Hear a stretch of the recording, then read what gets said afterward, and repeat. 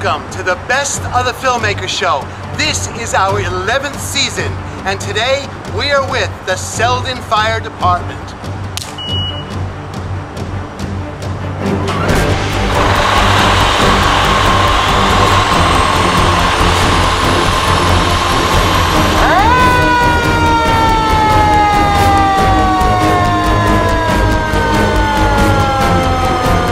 Welcome to the Best of the Filmmakers show. Welcome! Welcome!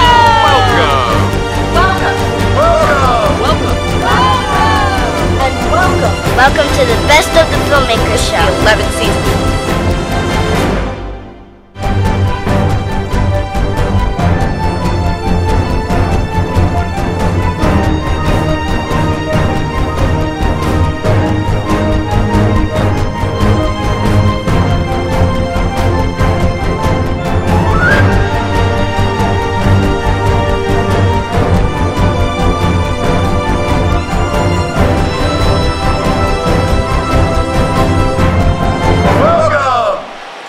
Of the Filmmakers show, Season 11, Selden Fire Department.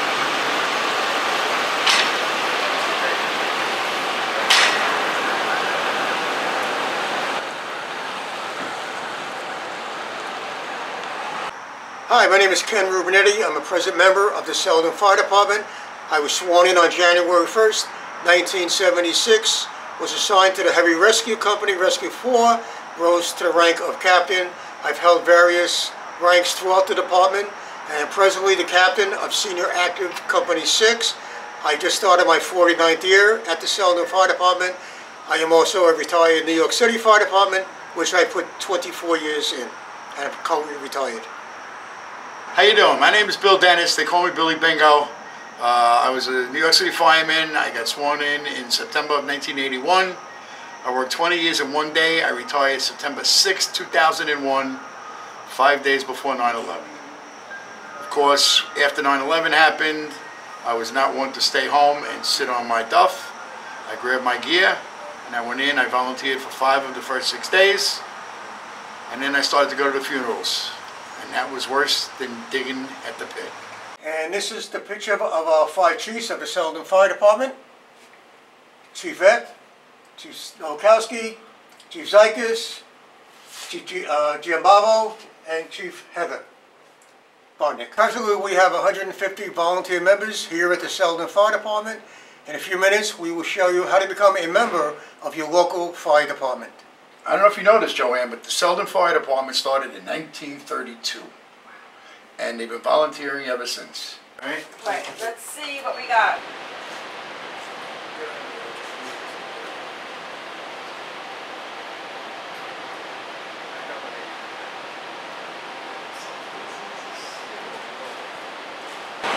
Tell me about this truck. Okay, this is our mini brush truck. Brush truck 7 belongs to company 2. This goes out on all small brush fires, grass fires, and we have basically 2 of them here. If you remember years ago when the pine barrens burned, these are the trucks that you need to get in there because they have 4-wheel drive and they contain water, so they can drive into where the fire is and empty their load. These 2 trucks here are the mini brush units. The big one in the back right here is for when we have a major fire. This is our largest brush truck we own. It has 600 gallons of water in a tank in the back. It goes off the road or into the forest for major brush fires.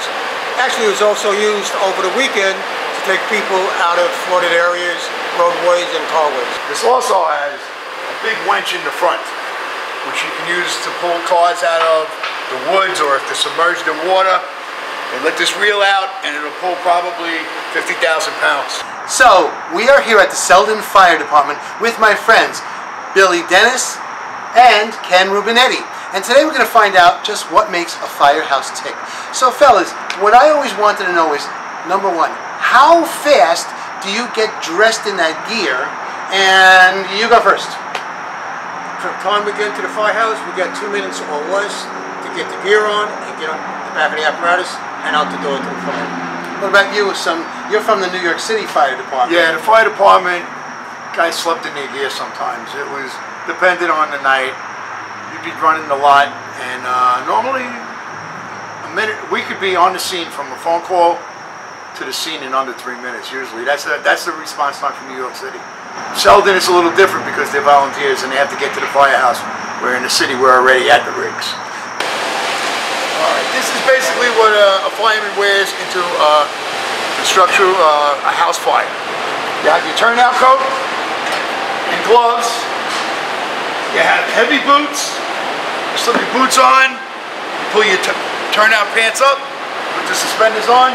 Put a coat on. Don't forget your helmet.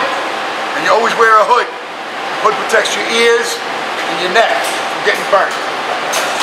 It's self-contained, so that if something bad does happen, you won't pay the price. All right, here we go. Take that stuff. Don't worry, I won't wear it. Often. Good, thank you. Often. I have a magic Go my body. side. I have a magic body. I fit into everything. Boots. Look at gotta those take boots. my- They're brand new. No, they're 15 years old. Wow. Am I doing this? Right here? All right. I'll take one for the team. He's going to get makeup on. Is it mine like this? That's it. Oh my gosh. Let me see. Back. Yeah. It's looking sexy now, huh? All right. Okay. I need my makeup artist after this. They can take your shoes off. You can here and have the boots on.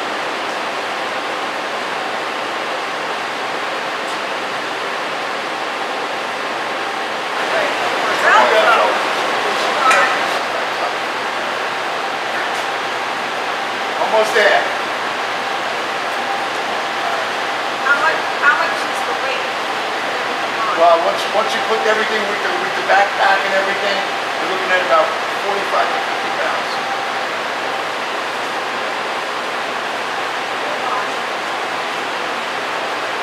What a gentleman. I like the boots. Oh, well, nice.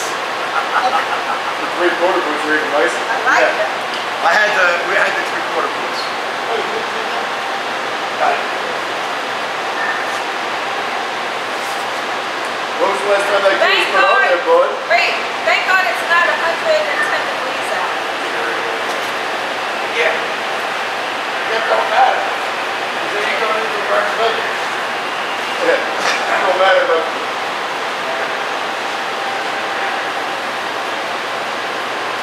don't matter how hot it is outside, it's still plenty hotter inside the house. That's the issue.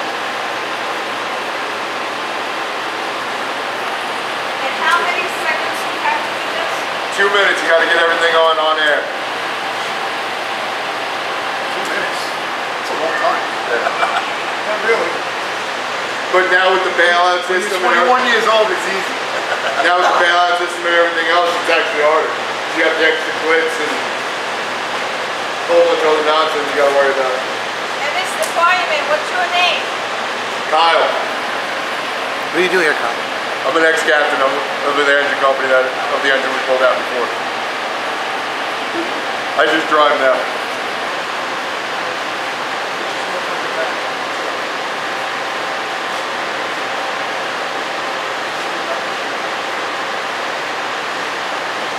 We're all set. Now, how much weight do I have on me? 40, 50. Right now you get about 25 pounds on. Yeah, 25, 30 pounds of that. Right. And then you're going to add the mask and your tools. You're looking at another 15, 20 pounds. God bless you guys. Tools, the bag, the hose that you put on the bag. It's a net. All right.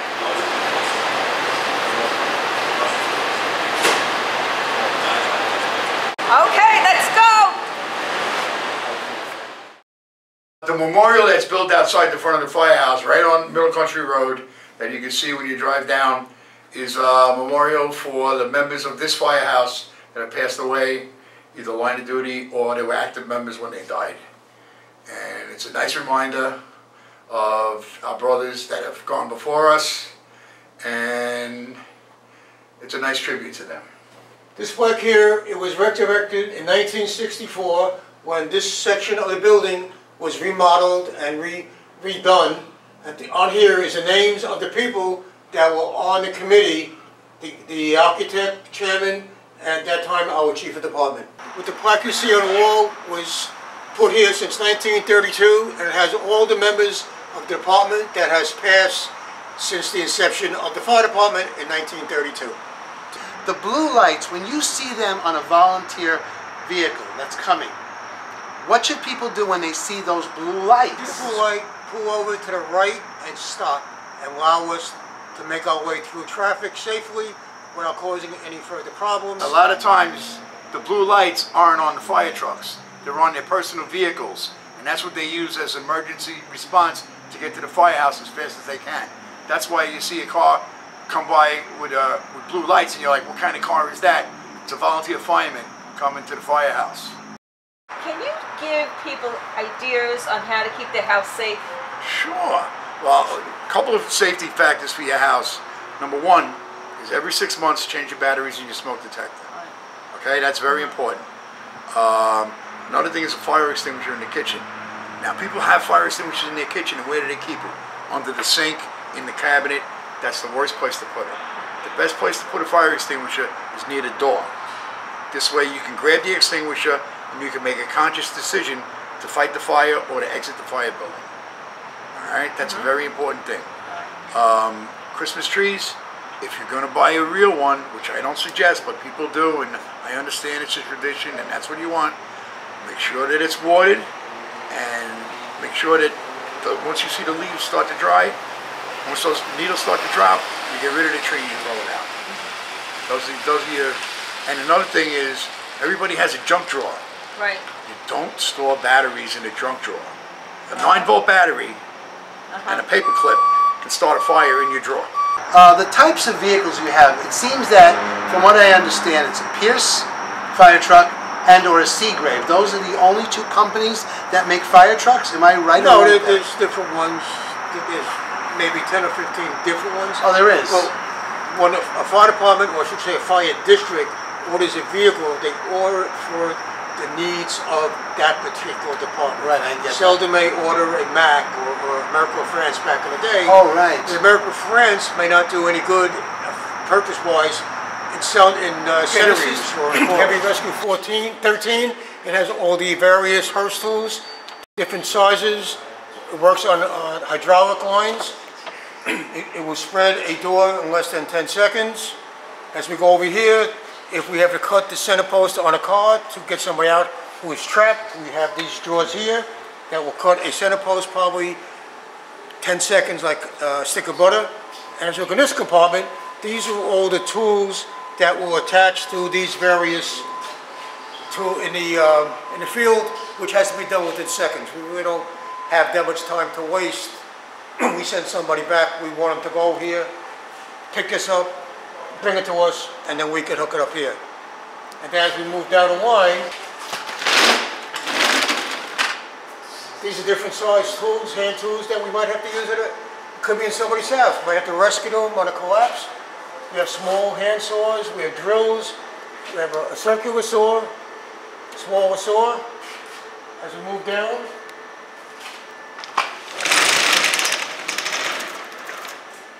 we have our chainsaw. We have circular saws. If there's not an electric outlet, we do carry our own generators to give us the power that we need to cut the hood open of a car, to gain access to a fire in a building that has the steel metal doors on construction sites. And this is a large, oversized tools. You name it, we have it.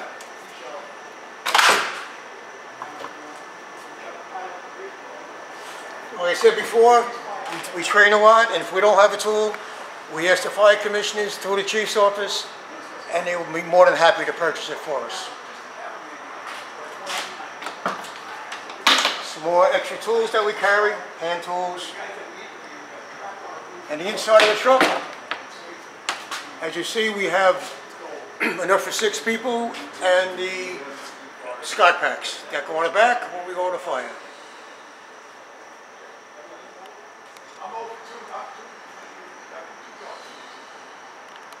the officers and driver's compartment. As you see, you've got portable radios, hardwired radios. We have constant contact with our dispatcher and county. And we have a computer that will give us a size up on the building. This way we know what to expect before we arrive on the scene of a fire.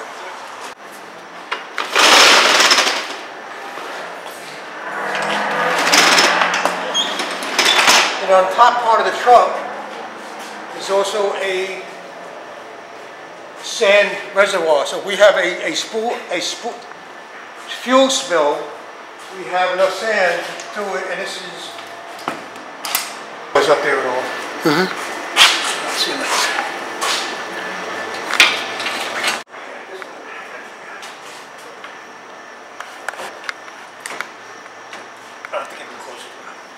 Okay, so as we go around to the front of the truck, you know, we talked before, we have a water extinguisher. We have our forcible entry tools in case we have to enter into somebody's house, the doors are locked, there's a fire going on. We have to get in there as quick as possible. And this is the driver's side. Again, he has the same basic controls that the officers have.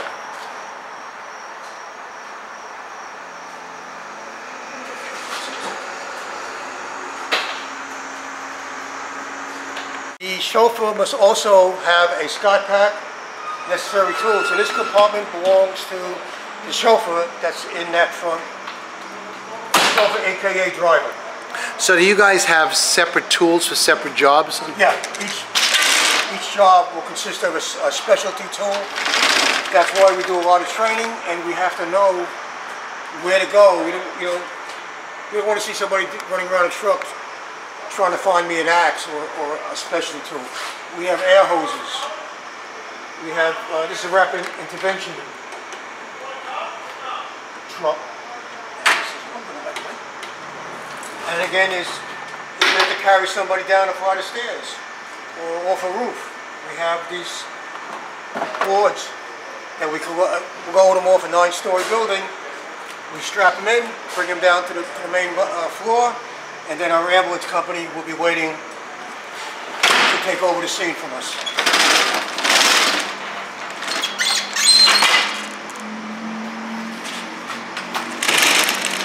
Again, more tools. We have saws, another Hearst tool, a fan. If there's, sometimes, you know, people have the oil burner will kick off, and in winter you're going to get a very heavy smoke condition. We show up, we have a fan that will take the bad smoke out of the house, and maybe about a half hour they'll be able to live in that environment safely again.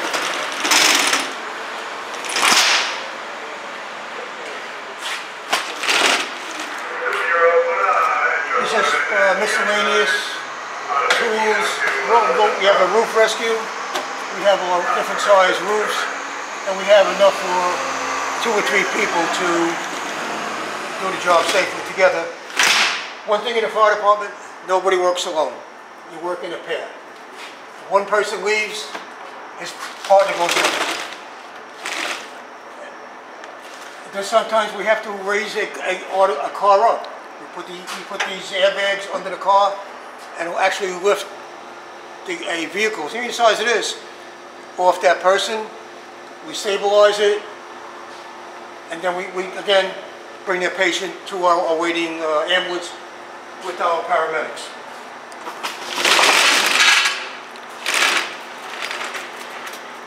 And another set of Hearst tools. We have different sizes for different things. You know, our hoses, they're on a reel. All you gotta do is just, we need them, pull them out. We want to rewind them. We just press the button and it comes back in. And that's it. How heavy is a truck like this about? I'm sorry? But how heavy is a truck like this? This is probably a good 20 ton. So when you see these trucks behind you on the road with the red lights and the sirens, remember one thing, we do not stop on a dime. It will take probably up to a half a block to stop. So please, you see lights, sirens, air horns, please pull over to the right, to the shoulder. We are out there trying to save somebody's life. The only reason these lights and sirens are on is when we are going to an emergency. We don't put them on when we go to our training center. We don't put them on to drive around town. These are strictly emergency vehicles. So please pull over to the right and let us pass. The life we save might be somebody you know someday, or a loved one. Okay, this plaque here is dedicated to Captain Nicholas Schiaffalo, who gave his life at 9/11. Besides being a volunteer firefighter at Selden for many years, Nicholas was also a New York City firefighter. On the 9/11, quite a few of our vehicles and members volunteered their services to help out for a couple of weeks at the 9/11 site.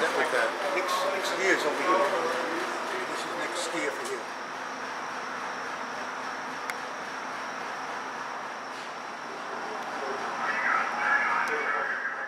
The time on the clock shows the time of the first tower collapsed at 9/11, the World Trade Center.